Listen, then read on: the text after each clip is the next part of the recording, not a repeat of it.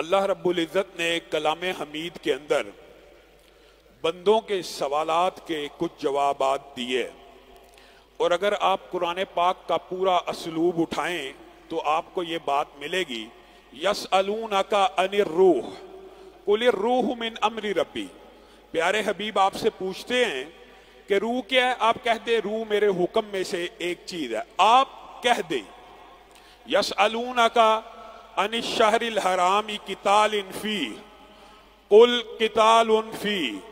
آپ سے پوچھتے ہیں حرمت والے مہینوں کے اندر قتال کرنا، جنگ کرنا کیسے ہے، آپ ان کے سوال کا جواب دیں۔ کس کو کہہ رہا اللہ؟ رسول اللہ صلی اللہ علیہ وسلم کو، کہ آپ ان کو کہہ دیجئے یسألونک عن المحیض قل هو اذن۔ آپ سے حیض کے بارے میں پوچھتے ہیں، آپ ان کو یہ کہہ دیجئے یسألونک عن الاہلہ۔ آپ سے چاند کے بارے میں پوچھتے ہیں، قل ہی مواقیت للناس۔ آپ ان کو بتا دیجئے کہ یہ لوگوں کے لیے اللہ تعالیٰ نے ایک گھڑی بنائی ہوئی ہے۔ یسألونک عن الانفال۔ آپ سے انفال کے بارے میں پوچھتے ہیں، قل الانفال للہ۔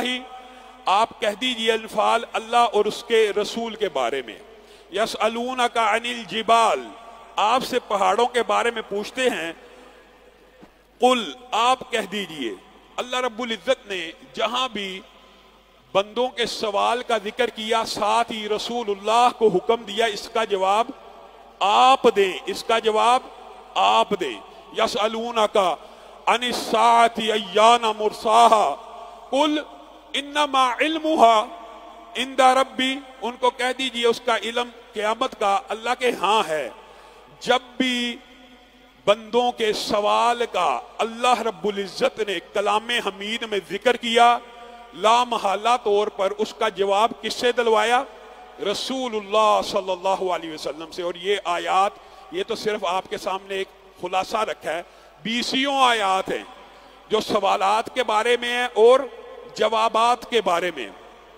ایک جگہ پورے قرآن پاک میں آپ دیکھ کے حیران رہ جائیں گے، پورا قرآن پاک بھرا ہوا یسألونک یسألونک قل قل قل، آپ کہہ دیجئے۔ ایک جگہ اللہ رب العزت نے انداز کو بدلا ہے، وَإِذَا سَأَلَكَ عِبَادِي أَنِّي۔ جب میرے بندے میرے بارے میں سوال کریں، یہاں پر قرآن کے اسلوب کے مطابق کیا کہنا چاہیے تھا؟ قل، آپ ان کو جواب دیں، آپ ان کو بتلائیں، لیکن نہیں، اللہ نے بندوں کے ذہن میں کوئی اشکال باقی نہ رہنے دیا۔ وَإِذَا سَأَلَكَ عِبَادِي أَنِّي، پھر درمیان سے کل کا لفظ بھی کاٹ دیا اور کیا کہا؟ انی قریب۔ وَإِذَا سَأَلَكَ عِبَادِي أَنِّي فَإِنِّي۔ اللہ کیا کہہ رہا ہے؟ جب میرے بندے میرے بارے میں سوال کرے تو میں قریب ہوں۔ مولوی کیا کہہ رہا ہے؟ اللہ کہہ رہا ہے میں قریب ہوں، مولوی کہہ رہا ہے نہیں اللہ دور ہے۔ اللہ کہہ رہا ہے میں قریب ہوں، نہیں نہیں وہ دور ہے، اس کو سیڑھی کی ضرورت ہے، واسطے کی ضرورت ہے، وسیلے کی ضرورت ہے، ذریعے کی ضرورت ہے، طریقے کی ضرورت ہے۔ ایک پوڑی، ایک گھوڑی، ایک وزیر، ایک بادشاہ کی مثالیں موجود ہیں۔ وَإِذَا سَأَلَكَ عِبَادِي أَنِّي فَإِنِّي قریب، میں قریب ہوں۔ مولوی کہہ رہا نہیں نہیں دور ہے، میں قریب ہوں۔ اللہ کہہ رہا میں قریب ہوں، مولوی کہہ رہا نہیں نہیں دور ہے۔ کس کی مانی جائے گی؟ اجیب دعوت الداعی اذا دعان۔ اللہ تعالیٰ نے بھی سمجھانے میں کوئی کسر نہیں چھوڑی۔ اس قریب کا مطلب کیا ہے؟ اس قریب کا مطلب یہ ہے اجیب دعوت الداعی اذا دعان۔ جب بھی کوئی پکارنے والا مجھے پکارتا ہے، میں اس کی پکار کے اوپر لبیک کہتا ہوں عرش کی بلندیوں سے۔ میں رب اس کی دعا کے اوپر، اس کی پکار کے اوپر لبیک کہتا ہوں۔ لبیک کس کو کہنا چاہیے؟ بندے کو۔ میں جواب دیتا ہوں، ان اللہ یبسط یدہ باللیل۔ ہاتھ تو بندے کو پھیلانے چاہیے۔ اللہ کہہ رہا ہے ان اللہ یبسط یدہ باللیل، اللہ رات کو ہاتھ پھیلاتا ہے، لیتوب مسیء النہار، کہ بندے آئیں پورے دنوں کے گناہوں کو معاف کروا کے چلے جائیں۔ ان اللہ یبسط یدہ بالنہار لیتوب مسیء اللیل، ساری رات گناہ تو کرے، اور صبح ہو تو ہاتھ پھلائے تو، پھلانے تجھے چاہیے، اور پھلا کون رہا ہے؟ رب۔ اب آپ غور کریں تو ہر لمحے میں، ہر سیکنڈ میں کہیں پہ دن طلوع ہو رہا ہے اور کہیں پہ دن غروب ہو رہا ہے۔ پوری دنیا کا اگر آپ جائزہ لیں، سورج طلوع ہو رہا ہے، غروب ہو رہا ہے، طلوع ہو رہا ہے، غروب ہو رہا ہے۔ گویا اللہ کی یہ صدا مسلسل 24 گھنٹے ہے۔ ان اللہ یبسط یدہ باللیل سے مراد یہ ہے کہ اللہ ہر سیکنڈ میں، ہر لفظے میں، ہر آن میں، ہر لمحے میں آپ کو پکار رہا ہے۔ کوئی جو مجھ سے مانگے میں اس کو عطا کروں، ہے کوئی جو مجھ سے طلب کرے میں اس کو عطا کروں۔ وَإِذَا سَأَلَكَ عِبَادِي أَنِّي فَإِنِّي قریب، جب میرے بندے میرے بارے میں پوچھیں تو رسول اللہ آپ ہی نے نہیں کہنا، میں خود جواب دیتا ہوں، میں قریب ہوں۔ اجیب دعوت الداعی اذا دعان، جب کوئی بندہ خلوص نیت سے مجھے پکارے گا میں اس کی پکار کو سنوں گا۔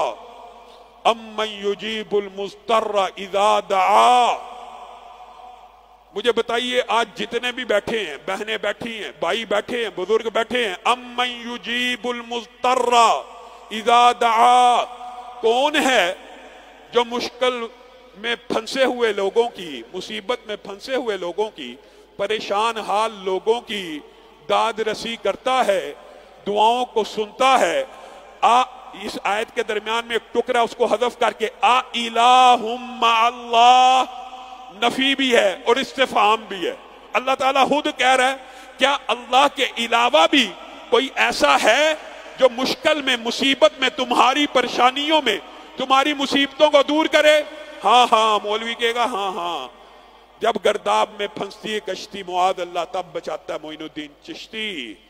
اذا راکبوا فی الفلک دعوا اللہ، قریش مکہ جب کشتیوں پہ سوار ہوتے تو وہاں پہ کس کو پکار اٹھتے؟ اللہ کو، کہ اس کشتیوں کے اندر، سمندروں کے اندر اللہ کے علاوہ مدد کرنے والا کوئی نہیں ہے۔ لات منات عزا حبل کی ساری سسٹم صرف زمین پہ چلتا ہے۔ جب ہم تریوں میں تیرتے ہیں، ان طریق راتوں میں جہاں رستوں کا پتہ نہیں، ستاروں کے ذریعے مختلف اینگلز اور آئیڈیاز کے ذریعے ہم سفر کرتے ہیں، یہاں پہ اگر کشتی گرداب میں پھنس جائے تو کون بجاتا ہے؟ ایک اللہ۔ کس کا عقیدہ ہے؟ کفار مکہ کا، قریش مکہ کا۔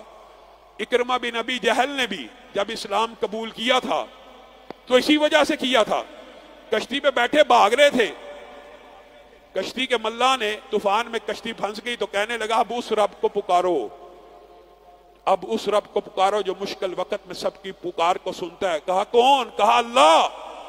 کہا اوہو، اگر کشتی میں وہ سنتا ہے تو خشکی میں بھی وہی سنتا ہے، اگر تری میں وہ سنتا ہے، میری عقل پہ کیسا پردہ تھا، واپس چل۔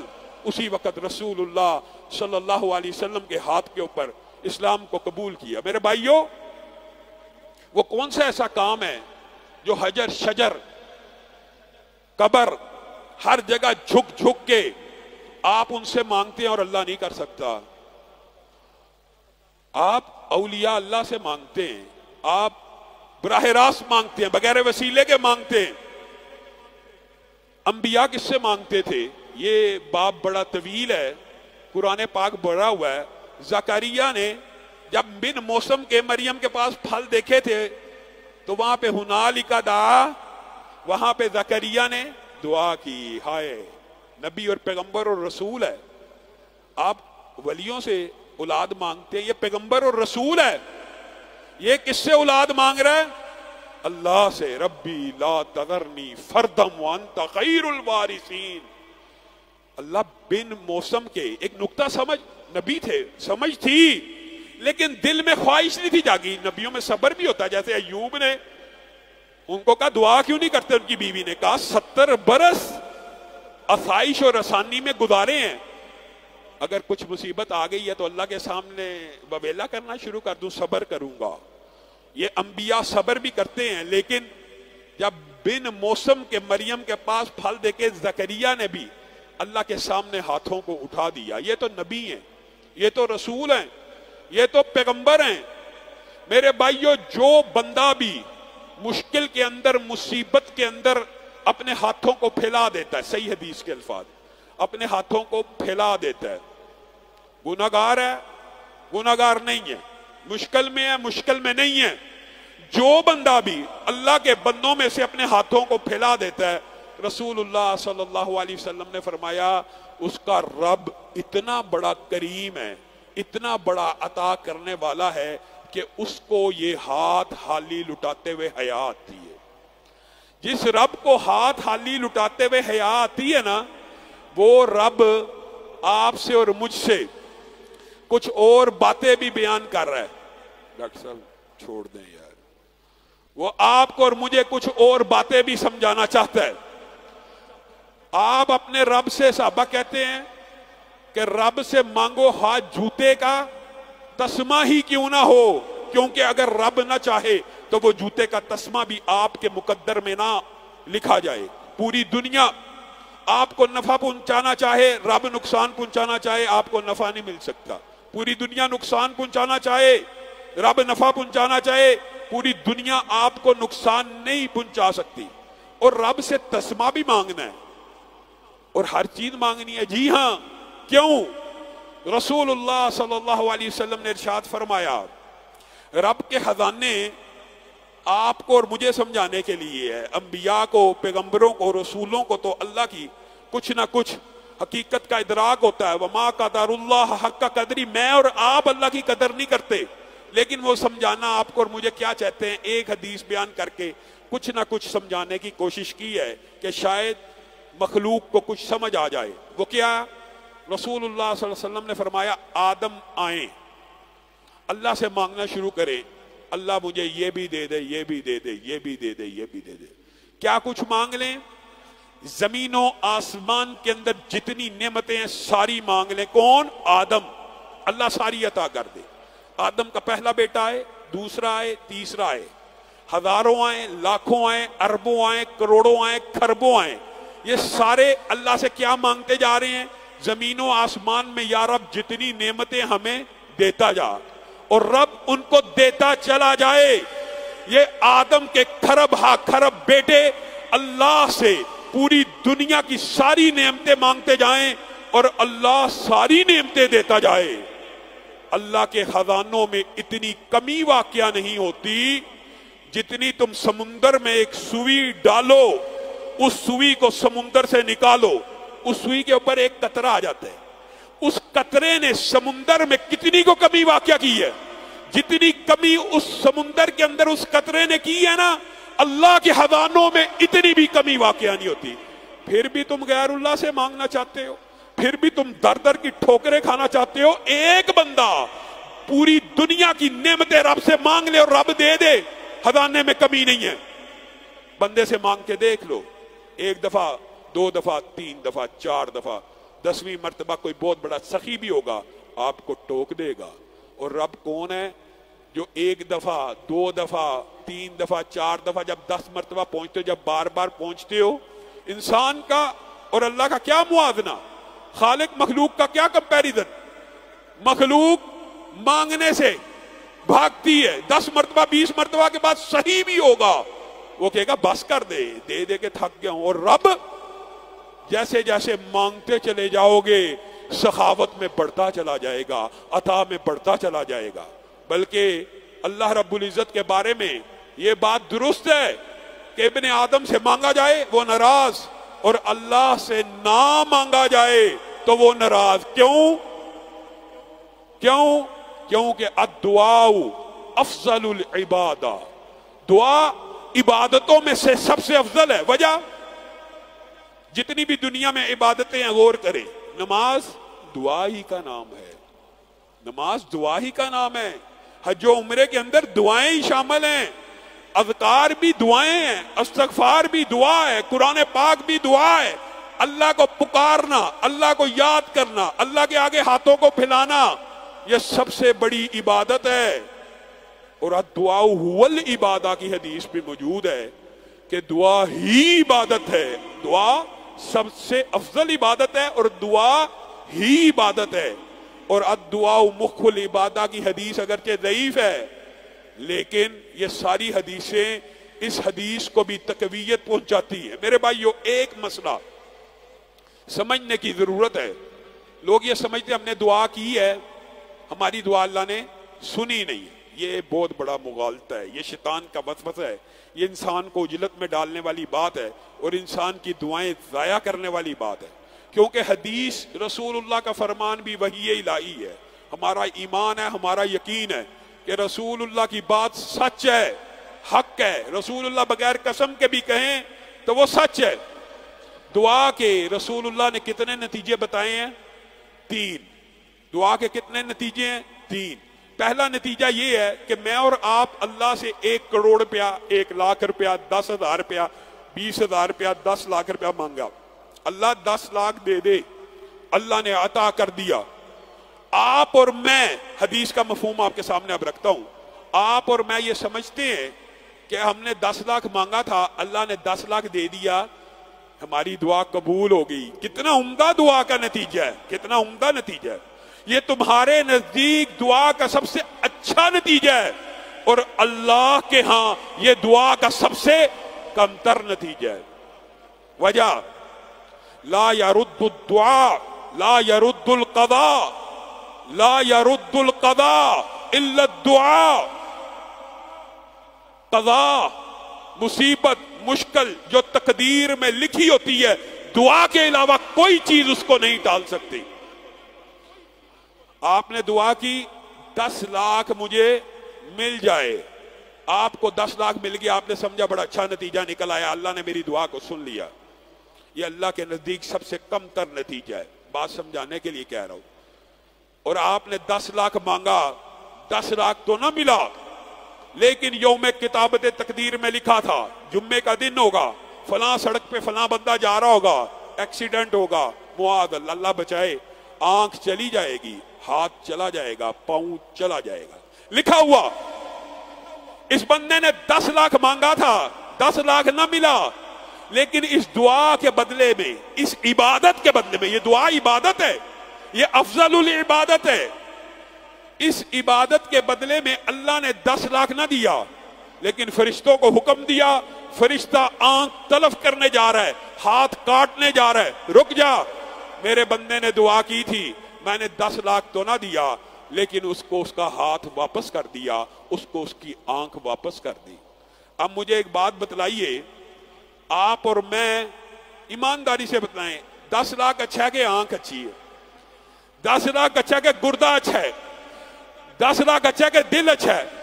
قسمت کے اندر، تقدیر کے اندر جو مصیبت لکھی ہوئی تھی وہ اللہ نے ٹال دی. میں اور آپ یہ سمجھتے ہیں ہماری دعا، ہم نے 10 لاکھ مانگا تھا، قبول تو وہی نہیں، یہ تو مانگا تھا. اس دعا مانگنے کے بدلے میں تیرے خاندان کے اوپر پتہ نہیں کتنی آفات تھی، تیرے بیوی بچوں کے اوپر پتہ نہیں کتنی مصیبتیں تھی، تیرے دوستوں، تیرے بہن بھائیوں، تیرے والدین، تیرے کاروبار میں پتہ نہیں کتنی مصیبتیں تھی جو اللہ تعالیٰ نے رفع کر لی. اور یہ دعا کا دوسرا نتیجہ ہے جو اللہ کے نزدیک پہلے نتیجے سے بہتر ہے. اور دعا کا تیسرا نتیجہ کیا ہے؟ ہر دعا، آج اپنا یہ عقیدہ بنا کے جائیں کہ جو بھی دعا رمضان غیر رمضان مانگیں گے ان 3 نتیجوں پہ پہنچے گی. اگر ہمارا یہ عقیدہ ہو گیا تو ہماری بات کرنے کا بھی فائدہ ہے، اور اللہ تعالیٰ مجھے بھی اس اجر میں شامل فرمائے. اور کہنے والا اور سب سننے والے اگر یہ مفہوم سمجھ لیں تو پھر صرف اللہ سے دعا ہی کرتے رہے. رسول اللہ صلی اللہ علیہ وسلم نے فرمایا تیسرا نتیجہ یہ ہے، 10 لاکھ مانگا، 10 لاکھ نہ ملا، قسمت میں انگلی کا کٹنا وغیرہ لکھا تھا، وہ بھی نہ ٹلا، وہ بھی کٹ گئی. لیکن ایک دن ایسا آنے والا ہے، یوم یفر المرء من اخیہ وامہ وابیہ، باپ، بھائی، بہن، بھائی، ہر کوئی نفسی نفسی کا دور دورہ ہوگا.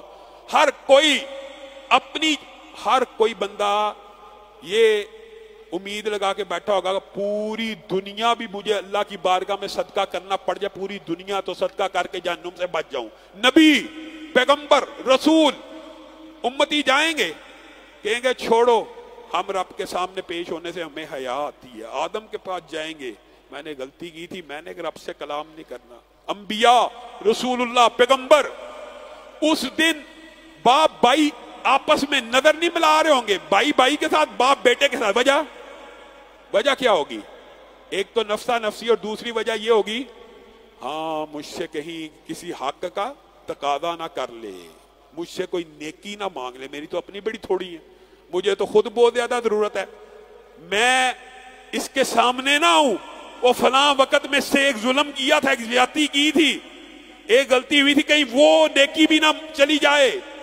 जिस वक्त इंसान एक एक नेकी के पीछे मारा मारा फिर रहा होगा, किसने मेरे पे जुल्म किया था मैं उसको पकड़ूं, किसने मेरे साथ ज्यादती की थी मैं उसको पकड़ूं, किसने मुझे गाली दी थी, किसने लान तान की थी, किसने रुपया खाया था, उनके पीछे पीछे दौड़ रहा होगा, अपनी नेकियों की कलेक्शन, अपने रजिस्टर बड़े करने की कोशिश कर रहा होगा।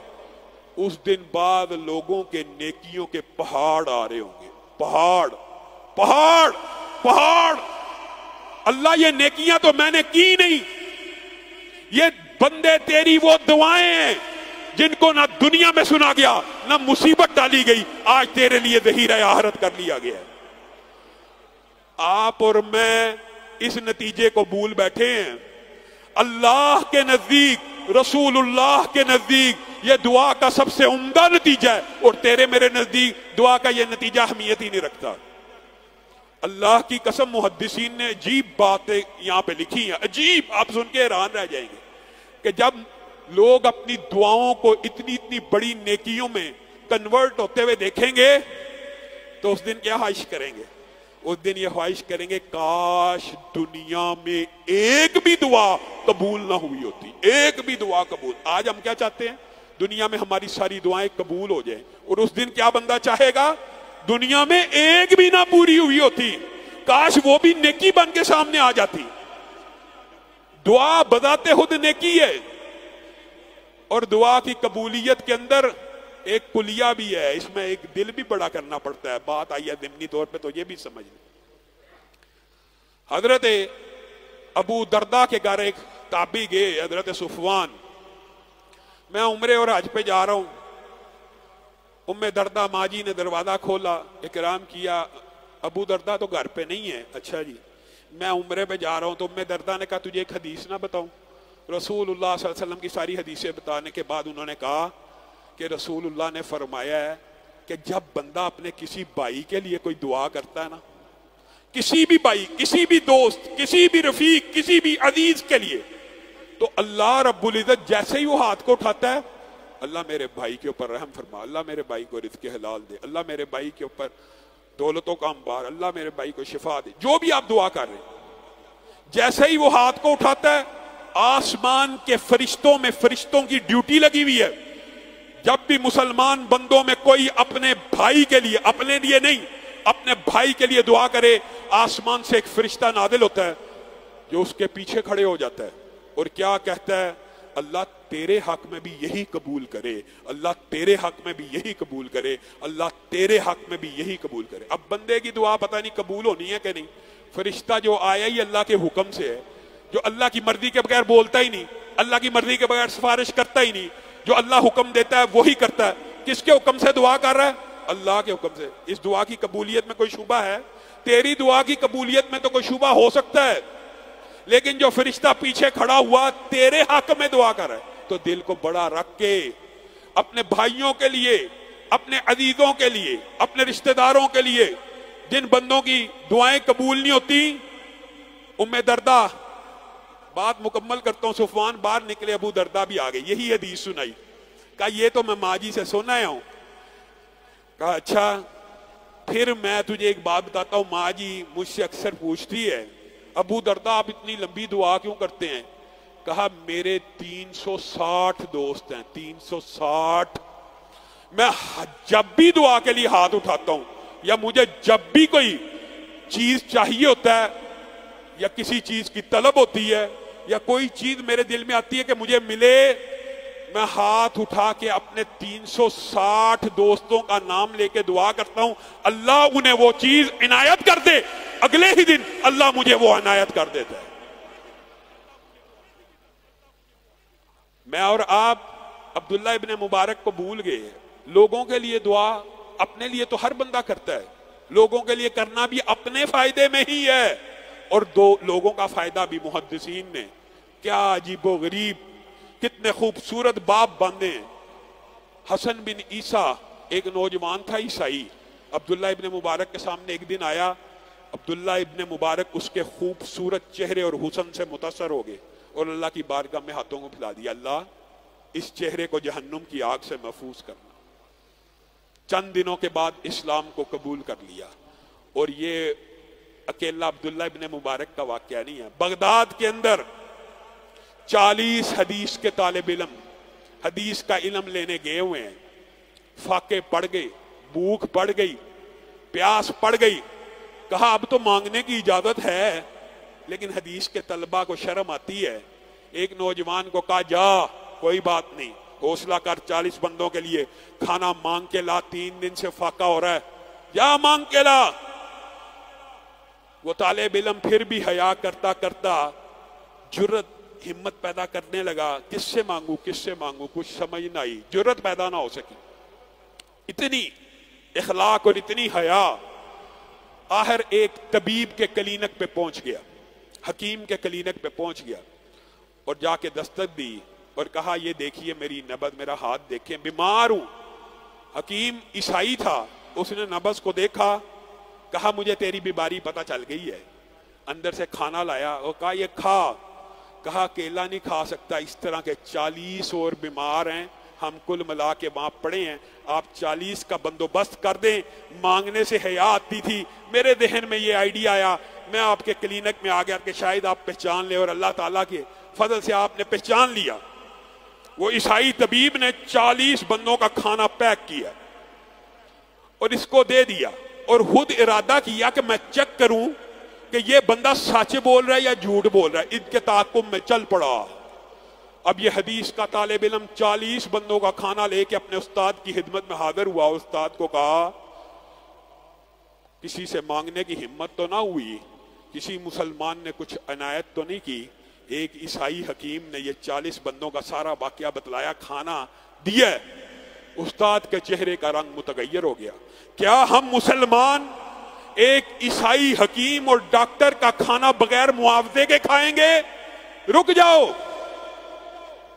سبحان اللہ. سب نے اتفاق کیا کہ اس وقت تک کھانا نہیں کھائیں گے جب تک اس عیسائی کے حق میں دعا نہیں کریں گے. ہاتھوں کو اٹھاؤ اور اللہ سے دعا کرو, اللہ اس عیسائی کو جہنم کی آگ سے محفوظ فرما. اس عیسائی نے جس نے میرے لیے, تمہارے لیے, سب کے لیے کھانے کا بندوبست کیا ہے, اس کو جہنم سے محفوظ کر کے اللہ تعالیٰ مسلمان بنا دے. عیسائی باہر کھڑا, عیسائی دیکھ رہا ہے یہ عجیب ماجرا ہے. 40 بھوکے لوگوں کے سامنے کھانا آیا ہے, کھانا نہیں کھاتے, میرے حق میں دعائیں کرنا شروع کر دی ہیں کہ اللہ اس کو جہنم کی آگ سے محفوظ فرمائے. دستک دی, کہا اشہد ان لا الہ الا اللہ واشہد ان محمدا عبدہ ورسولہ, میں تمہارے مذہب اور دین کو قبول کرتا ہوں. دعا کو آپ نے کیا سمجھا؟ دعا مومن کا ہتھیار ہے. میں اور آپ کسی میں عیب دیکھ لیں, بد دعائیں دینا شروع کر دیتے ہیں. بد دعا دینا جائز ہے مظلوم کے لیے, رسول اللہ صلی اللہ علیہ وسلم نے دی تھی. ابو لہب کے بیٹے کو محدثین نے لکھا ہے اس کا نام عتبہ تھا, یا بعد نے لکھا عتیبہ تھا. رسول اللہ نے کہا تھا اللہ تعالیٰ اپنے کتوں میں سے ایک کتا اس کے پر مسلط کر دے.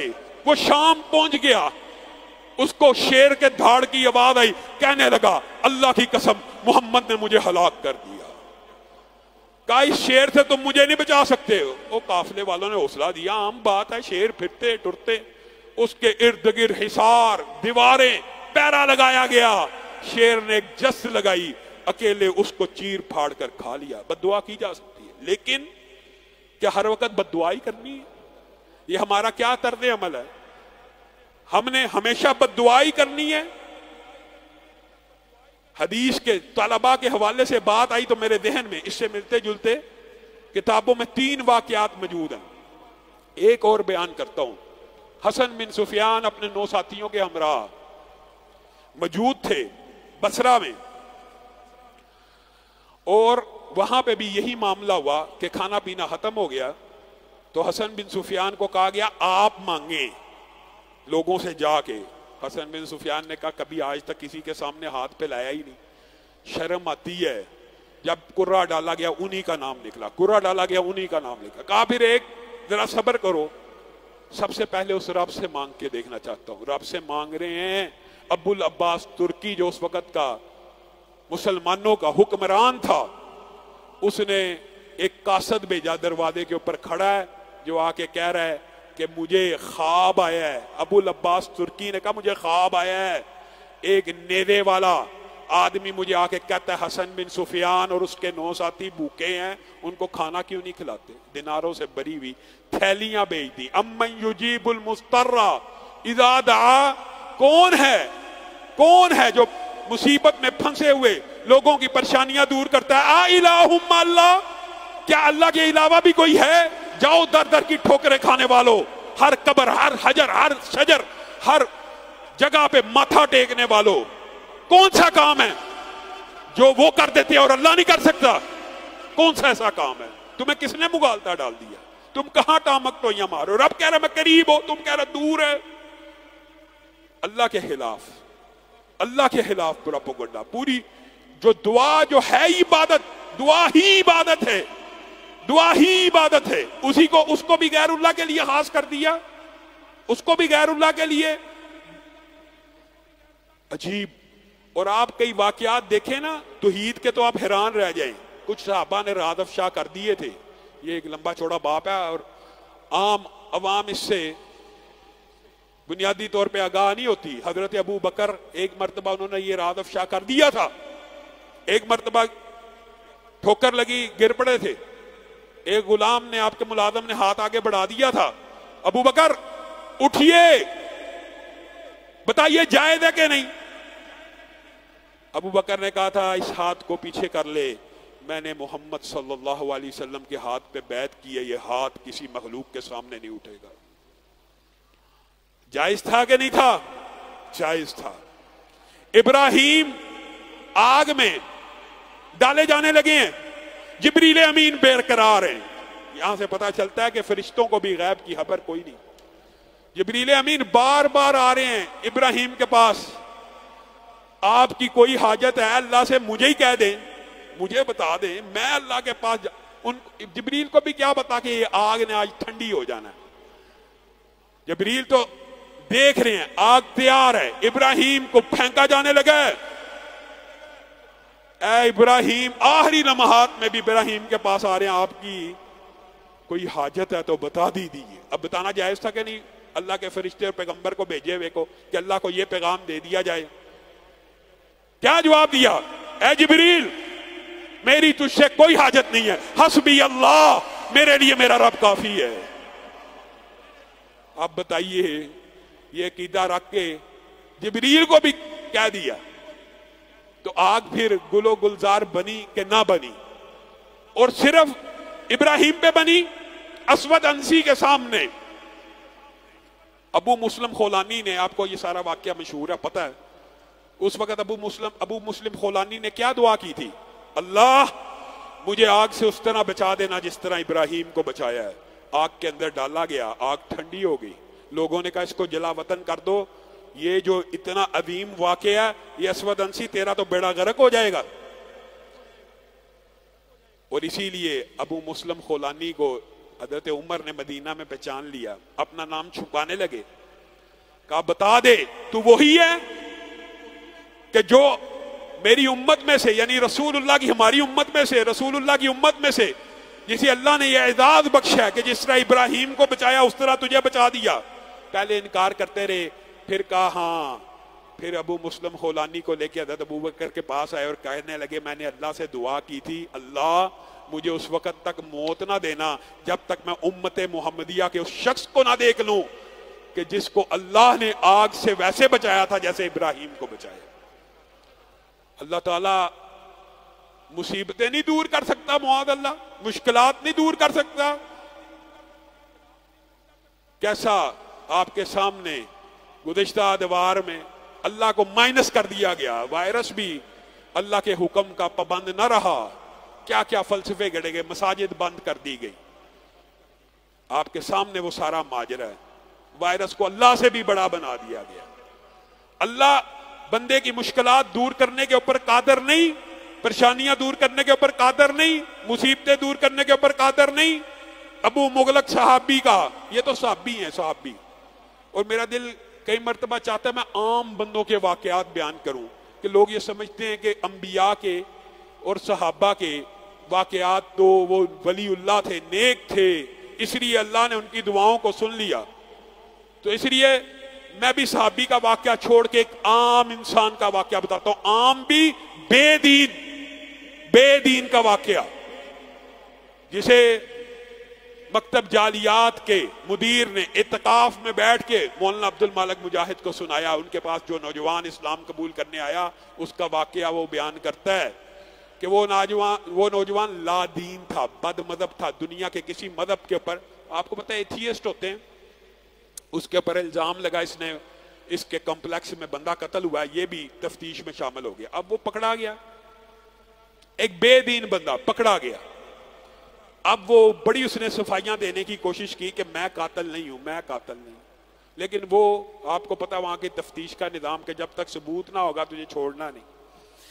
اب اس بندے نے جو کسی رب کو نہیں مانتا کہا کہ میں آزماتا ہوں جو خالق مالک لوگ کہتے ہیں کیا واقعی وہ ہیں. کہا حضرت موسیٰ کو پکارا، حضرت عیسیٰ کو پکارا، ہندوؤں کے بھگوان دیوی دیوتاؤں کو پکارتے پکارتے تھک گیا. اسلام سے شدید نفرت ہے، اسلام سے شدید بیداری ہے. دل اس طرح متوجہ نہ ہوا، لیکن جب مجھے پتہ لگ گیا میری پھانسی کا وقت قریب ہے اور میرے پاس بچنے کا کوئی رستہ نہیں ہے، تو میں نے کہا مسلمانوں کے رب کو پکار کے بھی دیکھ لینے میں کیا حرج ہے. کہا پہلی ہی رات تھی، مسلمانوں کے رب کو پکارا، اللہ اگر تو ہے، اگر تو خالق حقیقی ہے، مالک حقیقی ہے، مجھے یہاں سے نجات دے. اگلے دن دروازہ کھٹکا اور مجھے رہائی کا پروانہ آ گیا کہ آپ کے خلاف جی بین ثبوت نہ ملے. وہ جس کو پھانسی کا خطرہ تھا اس کے خلاف ثبوت نہ ملے. یہ بندہ سیدھا نکل کے اس مکتب جالیات کے مدیر کے پاس آیا اور آ کے کہنے لگا مجھے کلمہ پڑھا دیجئے. مدیر مکتب نے کہا آپ کے کوئی اشکالات یا سوالات اللہ کے بارے میں ہیں؟ کہا میرا کوئی سوال کوئی اشکال باقی نہیں، مجھے اسی رب کی ضرورت ہے جو بندوں کی مدد مصیبتوں اور مشکلوں میں کرتا ہے. امن یجیب المضطر اذا دعا، کون ہے جو مصیبتوں میں تمہاری دعاؤں کو سنتا ہے. اور میرے بھائیوں اللہ کی قسم لوگوں کے لیے دعا کرنی بھی چاہیے اور لوگوں سے دعا لینی بھی چاہیے، اور نیک لوگوں سے دعا لینے کا شریعت میں اس کی اجازت بھی موجود ہے. اور عام انسانوں کے واقعات کے، صحابہ کے، اولیاء اللہ کے واقعات تو واقعی بے شمار ہیں دعاؤں کی قبولیت کے. اسی طرح میں ایک کسی کی دعا لینے والے کا واقعہ آپ کے سامنے رکھنا چاہتا ہوں.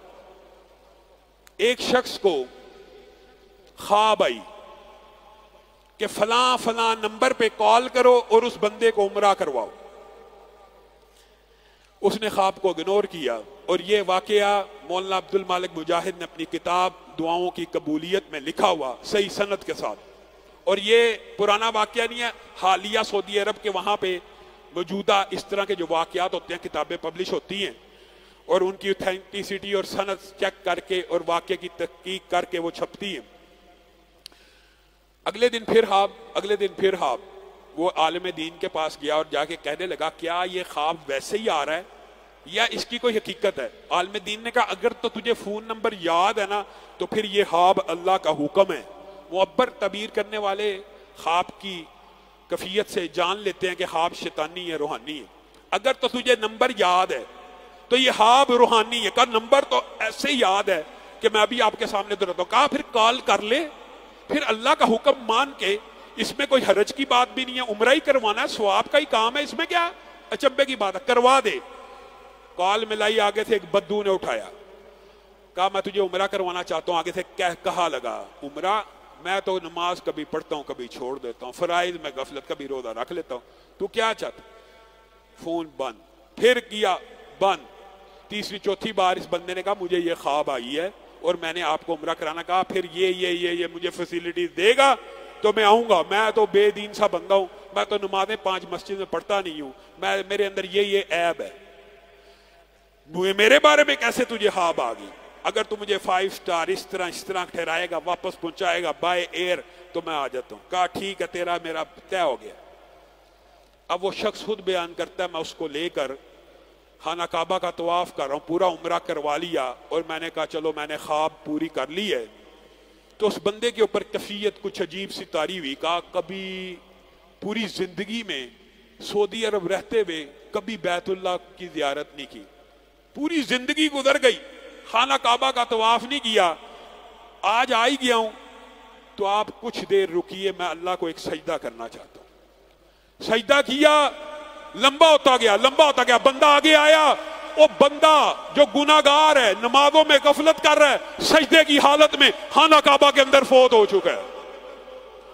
وہ بندہ حیران و ششدر رہ گیا۔ خانہ کعبہ کے اندر لاکھوں لوگوں نے نماز جنازہ پڑھی، کفن پہنایا گیا، اس کو سمجھ نہ آئی یہ کیا ماجرا ہے، یہ کیا ماجرا ہے۔ لوگوں یہ واقعہ برائے عبرت ہے، سمجھ نہ آئی کیا۔ بیوہ سے پوچھا، فون کیا، اللہ کے لیے یہ معاملہ ہو گیا ہے، رشتہ دار آئے سارے، کہا اللہ کے لیے اس بندے کی مجھے کوئی نیکی بتا دے جس کی وجہ سے اللہ تعالیٰ نے اس کا خاتمہ بالخیر کر دیا۔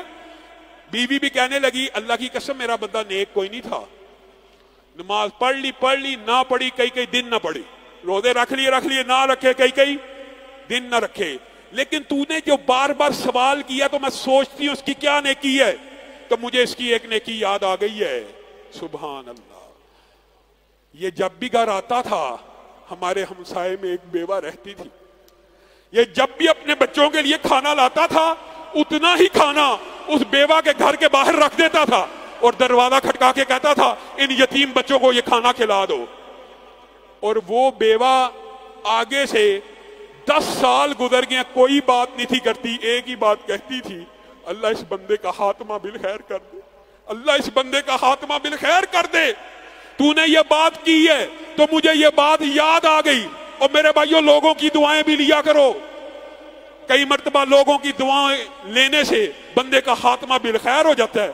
اور خدا نہ ہاستہ لوگوں کو دل دکھانے سے، نفرت کرنے سے، لعنت و ملامت سے۔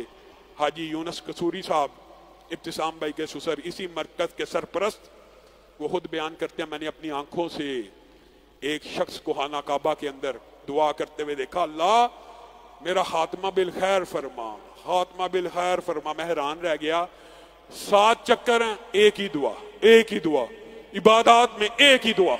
میں نے پوچھ ہی دیا کیا مسئلہ ہے، تو وہ کہنے لگا میرا ایک بھائی تھا، بڑا نیک تھا، ولی اللہ تھا، اس کو ایک ایسی بیماری لگی کہ وہ بہت زیادہ بے چین اور تکلیف میں آ گیا، اور کہنے لگا کہ مجھے اللہ نے کوئی فائدہ نہیں پہنچایا، نعوذ باللہ۔ حتیٰ کہ آخری وقت میں جب اس کو کہا کہ قرآن پڑھ لے تو کہنے لگا میں اس قرآن کا انکار کرتا ہوں، یہ جملہ منہ میں تھا اور ملک الموت نے روح کو قبض کر لیا۔ اللہ تعالی ہم سب کا خاتمہ بالخیر فرمائے، اللہ ہم سب کا خاتمہ بالخیر فرمائے، ہمیں ایک دوسرے کے لیے دعا کرنے والا بنائے۔ میرے بھائیو، عبداللہ بن تامر جس کا ذکر قرآن اور حدیث میں زندہ ہے، ایک بچہ ہی تو تھا، ایک بچہ تھا، لمبا چوڑا واقعہ ہے، بات کو مختصر کر کے اپنی بات کو ختم کروں گا۔ عبداللہ بن تامر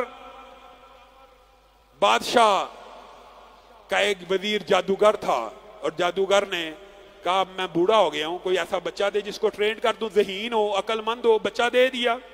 رستے میں ایک راہب کا گھر پڑتا تھا، وہ بچہ جادوگر کے پاس بھی جاتا ہے، اس کی باتیں بھی، یہ لمبی چوڑی حدیث ہے، مسند احمد میں بھی موجود ہے۔ خیر مختصر یہ کہ اس نے تدبیر سوچی، اگر گھر والے پوچھیں گے تو میں کہوں گا جادوگر کے پاس ہے، جادوگر والا پوچھے گا میں کہوں گا گھر والوں نے نہیں آنے دیا۔ وہ راہب سے بھی دین سیکھتا رہا اور جادوگر سے جادو بھی سیکھتا رہا۔ ایک دن اس نے کیا دیکھا، رستے میں ایک سانپ ہے جو راستہ روک کے کھڑا ہے، گل سن لو، بند کر۔ راستے میں سانپ ہے جو راستہ روک کے کھڑا ہے، اور اب اس نے کہا کہ میرے پاس اب وقت ہے کہ میں جانچوں کہ راہب کا دین سچا ہے، راہب کا دین سچا ہے یا جادوگر کا دین سچا ہے۔ اس نے ایک پتھر اٹھایا اور کہا اگر راہب کا دین سچا، اللہ تعالیٰ اس پتھر کی مدد سے دعا کی اس سانپ کا خاتمہ کر دے۔ پتھر پھینکا، سانپ کا خاتمہ ہو گیا۔ بچے کو یقین ہو گیا کہ جادوگر غلط ہے اور راہب سچا ہے۔ راہب کو جا کے بتلایا یہ واقعہ ہے۔ راہب نے کہا تو ولایت میں اور ایمان میں میرے سے آگے نکل گیا، اب تیری آزمائش کا وقت ہے۔ آزمائش تو راہب کے اوپر بھی بیچارے کے اوپر آ گئی۔ یہ بات مشہور ہو گئی، لوگوں کے لیے دعا کرتا ہے، ایک بچہ اندھے ٹھیک ہو جاتے۔ یہ بات بادشاہ کے ایک اندھے وزیر کو بھی پتا چل گئی، اندھے وزیر کو۔ وہ آیا بچے کے پاس کہ میں نے سنا ہے آپ لوگوں کو ٹھیک کر دیتے ہیں۔ کہا میں تو نہیں ٹھیک کرتا، بچہ ہے، عقیدہ کیا میں تو نہیں ٹھیک کرتا، اللہ ٹھیک کرتا ہے۔ ہاں اللہ سے جو دعا کرتا ہوں اللہ سن لیتا ہے، آپ کے لیے بھی دعا کرتا ہوں، اللہ پہ ایمان لائیے۔ ایمان لے آیا، دعا کی، وہ نبینا وزیر ٹھیک ہو گیا۔ بادشاہ اس نبینا سے پوچھنے لگا تجھے تیری آنکھیں کس نے دی، تو اندھا تھا؟ کہا اس رب نے دی جس نے تجھے عطا کی۔ کہا مطلب میں تیرا رب ہوں؟ کہا نہیں نہیں، تیرا اور میرا بھی ایک رب ہے۔ کہا پکڑ کے لاؤ، کیا معاملہ ہے؟ اس نے بتایا سارا یہ واقعہ، فلاں بچے نے دعا کیا ہے، وہ تو جادوگر ہے، وہ تو ہمارے جادوگر سے سیکھتا تھا، اس نے جادو کی ہے۔ یہ بادشاہوں کی عادت ہوتی ہے کسی بات کے اوپر یقین نہ کرنا، اس نے جادو کی ہے۔ راہب کو قتل کروایا، بچے کو مارنے کے لیے، یہ صحیح سند سے واقعہ موجود ہے، بچے کو مارنے کے لیے کہا اس بچے کو پہاڑ کی چوٹی کے اوپر لے جاؤ اور وہاں سے دھکا دے کے مار دینا تاکہ یہ فتنہ ختم ہو جائے۔ بچے نے کیا الفاظ کے اللہم اکفنیہم بما شئت، یہ الفاظ یاد رکھنے چاہیے دشمن سے بچنے کے لیے، مصیبت سے نکلنے کے لیے۔ اللہم اکفنیہم بما شئت، اللہم اکفنیہم بما شئت۔ تیسری مرتبہ کہا، پہاڑ کے اوپر زلزلہ آنا شروع ہوا، سارے ہرکارے مر گئے، بچہ پھر بادشاہ کے پاس آ گیا، صحیح سند سے ثابت۔ پھر کہا اس کو سمندر میں ڈبو آؤ، پھر ہرکارے گئے سمندر میں ڈبونے کے لیے۔ اللہم اکفنیہم بما شئت، اللہ جیسے تو چاہے مجھے ان سے نجات دے دے۔ 3 مرتبہ کا، کشتی بھی الٹ گئی، ہرکارے مر گئے، بچہ اکیلا پھر بادشاہ کے پاس۔ بادشاہ کو کہنے لگا مجھے مارنا چاہتا ہے تو تیر چلا اور اس کے اوپر پڑھ اس غلام کا جو رب ہے اس کے نام سے تیر چھوڑتا ہوں، میں مر جاؤں گا۔ بادشاہ نے تیر چھوڑا، بچہ مر گیا۔ بادشاہ کیا چاہتا تھا کہ بچے کا فتنہ ختم ہو جائے، بچے کے رب کا نام لے کے تیر چلایا۔ سارے مجمع نے دیکھا کہ وہ بچہ جس کو اہلکار پہاڑ سے نہ گرا سکے، سمندر میں نہ ڈبا سکے، اللہ کے نام سے تیر چلایا، بچہ شہید ہو گیا۔ سارے کے سارے مجمع نے اسلام کو قبول کر لیا، سارے کے سارے مجمع۔ اب وہ بادشاہ جو پہلے ایک سے تنگ تھا، سارے اللہ کے اوپر ایمان لے آئے تو اس نے خندقوں کو کھدوایا۔ یہ وہ واقعہ قتل اصحاب الاخدود، یہ جو سورت کے اندر آتا ہے 30ویں پارے کے اندر کہ خندقیں کھدوائی گئی، یہی وہ خندق ہے۔ بات ضمنی طور پہ آئی ہے تو سن لیں کہ جس کے اوپر کھڑے ہو کے ایک دودھ پیتے بچے اور ماں نے کچھ ہچکچاہٹ کا مظاہرہ کیا تھا۔ ماں نے کہا چھوٹا سا بچہ ہے، آگ میں کیسے جائے گا، میں تو چلو جاتی بھی ہوں۔ تو بچے نے اچانک دودھ چھوڑ کے کہا تھا ماں جی آگے قدم بڑھا دیجئے، یہ آگ نہیں، یہ جنت کے باغات ہیں۔ اور عبداللہ بن تامر کو اسی تیر کے ساتھ دفن کیا گیا۔ اور آپ کو ایک حیران کن بات بتاؤں، یہ چھوٹا سا بچہ حضرت عمر کے دور میں اس کی قبر ایک مرتبہ قبر کشائی بھی ہوئی، اللہ تعالیٰ نے دکھانا تھا آپ کو بھی، یہ پرانے دور کا واقعہ ہے۔ اور اس کی قبر کو حضرت عمر کے دور میں جب کھودا گیا تو بچہ اپنے سر کے اوپر ویسے ہی ہاتھ رکھ کے بیٹھا ہے، جب ہاتھ اٹھایا گیا خون بہنا شروع ہو گیا۔ یہ دعائیں اللہ تعالیٰ مصیبتوں میں، مشکلوں میں آپ